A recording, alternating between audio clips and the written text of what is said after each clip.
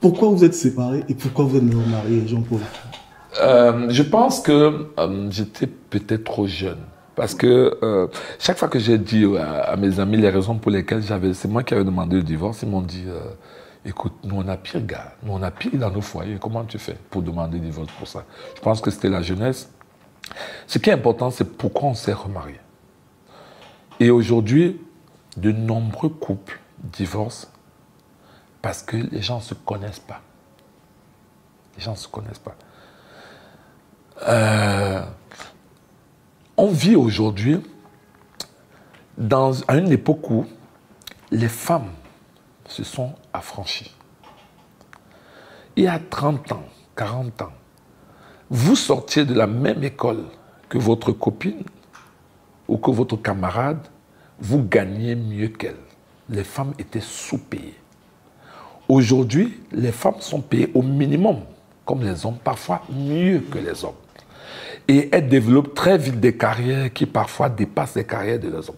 Il se trouve donc que, au niveau des jeunes aujourd'hui, vous avez un jeune qui est sorti de l'école, sa copine est sortie de l'école, tous les deux gagnent suffisamment d'argent. Mais on est des Africains. Quand ils vont rentrer tous les deux fatigués à 18 h, qu'est-ce que le mec il va faire? Il va prendre une douche, il va se mettre au salon, il va croiser les gens, il va commencer à regarder la télé. Il attend que sa femme lui serve à manger. Or, dans le contexte actuel, sa femme fait le même boulot que lui. Et si elle n'a pas eu des valeurs de sa mère, elle va se comparer exactement à son mari. Elle va lui dire, mais ce mec-là, il pense que sur sa boniche, on rentre du travail. Donc, du coup, les problèmes commencent dans le couple. Elle estime qu'elle a les mêmes tâches, les mêmes responsabilités que son mari et qu'elle contribue même au foyer. Donc, elle n'a pas à être la femme de ménage du type. Donc, ils ont des petits problèmes d'incompréhension comme ça. Et quand elle va appeler ses copines, plutôt que de lui dire, non, écoute, on est des Africains et c'est toi qui dois gérer cette histoire de bouffe à la maison parce qu'il y a un seul chef, ses copines vont lui dire, non, ma copine dit, non, qui ne t'amène pas, viens nous retrouver ici, on va aller boire un verre, un champagne, puisqu'elles ont de l'argent. Et c'est comme ça que le couple va se déliter, va se disloquer et qu'on soit. Et vous avez aujourd'hui au tribunal des gens qui, à peine mariés, 6 mois après, sont en train de divorcer. Donc il y a ce phénomène global. Parce que les gens ne se connaissent pas. On est en perte de valeur, on est en perte de repères, mais les gens ne se connaissent pas.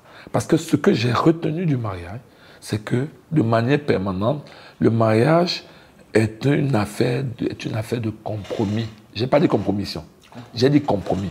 Et l'exemple le plus patent que je prends souvent, c'est de dire, ok, vous vous retrouvez dans une situation où vous aimez la lumière, votre femme aime l'obscurité. Vous allez faire quoi? On baisse un peu la lumière. Oui, c'est un compromis. Oui. Donc, alors, moi, ce qui se passe, c'est que je me suis marié effectivement en 2007. J'ai divorcé. 2007, ça me fait quoi? C'était 30 combien d'années là? Puisque je suis né en 71. Ah, d'accord. Okay. Ouais, 2007. Donc, je divorce en 2010 parce qu'il y a des incompréhensions, oui, il y a des incompréhensions, la violence, tout ça. Mais ça ne méritait pas que je demande le divorce. J'étais jeune, j'étais fougueux, voilà. Mais le plus important, c'est quelles sont les leçons? Pourquoi on se remet ensemble? Alors, j'ai été interrogé plusieurs fois par rapport à cette question. La première des choses, c'est que il faut être réglo. Il faut développer l'empathie. OK? Pendant toute notre période de séparation, pour l'intérêt de notre fille, nous ne nous sommes pas déchirés, nous ne sommes pas étripés. Donc, d'ailleurs, parce que ma femme, quand je l'encourage à voyager, je dis, il faut que tu partes parce que, bon, pour telle ou telle raison. Après, ma fille l'a rejoint. Imaginez-vous, pendant toute la période de notre divorce, nous avons gardé de bonnes relations.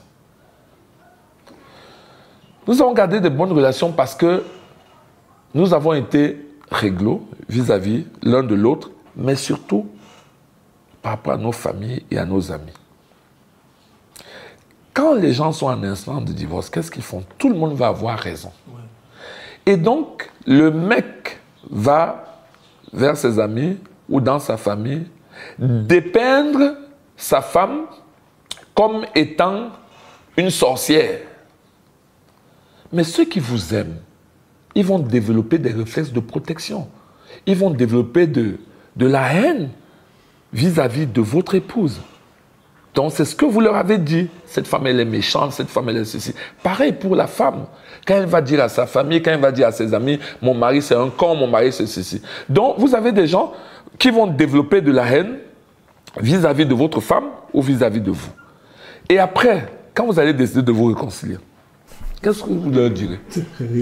Donc, beaucoup de réconciliations échouent parce que les deux familles sont totalement à côté de vous avez tirées. l'avantage d'avoir des familles presque en...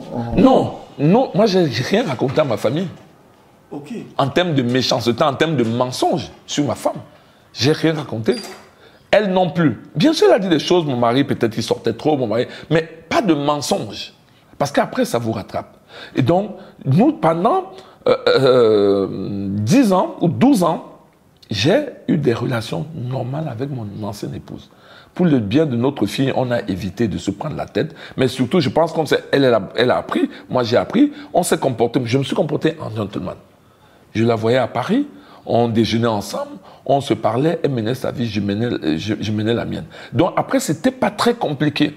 Donc, mais pour se remettre ensemble, il a fallu des gages de, j'ai envie de dire, de changement. Parce que je connais les raisons pour lesquelles j'ai demandé le divorce et je n'étais pas prêt à les revivre. Donc, quand nous nous sommes rendus compte que chacun avait changé, chacun a pris des engagements et on a eu des preuves d'amour.